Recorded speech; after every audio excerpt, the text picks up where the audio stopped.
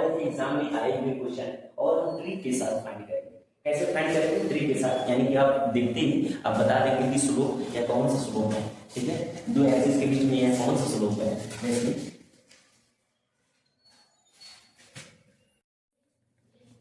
दो एक्सिस के बीच में अगर स्लोप सीधी है तो यह स्लोप क्या होगी भाई? सेम होगी, यानी कि कांस्टेंट होगी। क्या होगी? सेम होगी। अगर दो एक्सिस के बीच में स्लोप तिरछा है यानी कर्व हुआ है या ऐसे हुआ है तो स्लोप क्या है भाई? चेंज हो रहा है। क्या हो रहा है? चेंज। बात समझ आई? यानी स्लोप सीधी है तो स्लोप क्या है? सेम है, यानी कांस्टेंट है। अगर स्लोप कर्व में है तो अगर दो एक्सिस के बीच में यानी y और x एक्सिस के बीच में कोई स्ट्रेट लाइन है और x एक्सिस के पैरेलल यानी कि समांतर, यानी कि x एक्सिस के समांतर कोई सीधी लाइन है तो उसका स्लोप क्या होगा भाई? 0 है। यानी कि कोई भी इस लाइन के बीच में ऐसे लाइन है, यानी कि यह कौन सा एक्सिस है? ये x एक्सिस है और इसके समांतर कोई सीधी लाइन है, उसका स्लोप क्या होगा? स्लोप क्या होगा? 0 होगा। इसी तरह इसका स्लोप क्या होगा?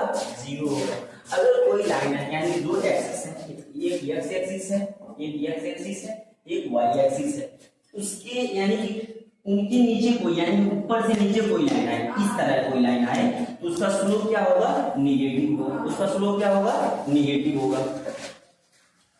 अगर दो लाइन है यानी कि दो एक्सिस है, एक y एक्सिस है, एक x एक्सिस है, एक x एक्सिस है, अगर यानी कि कौन सा स्लोप बड़ा होगा, इसमें से कौन सा स्लोप?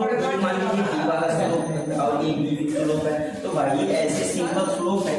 कोई इधर से इतना दूर गया तो मान लो 40 मीटर गया, लेकिन कोई इतना दूर गया यहाँ से आया तो यानी कि ये 50 आया,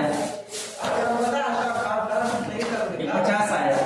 यानी कि जिसका एंगल बड़ा रहेगा, जिसका एंगल बड़ा यानी कि b वाला जो एंगल रहता है यानी इस वाले y वाले सटे जो रहेगा वो वाला एंगल क्या होगा? इस वाले एंगल से बड़ा होगा, यानी एंगल b ए से हमेशा बड़ा होगा।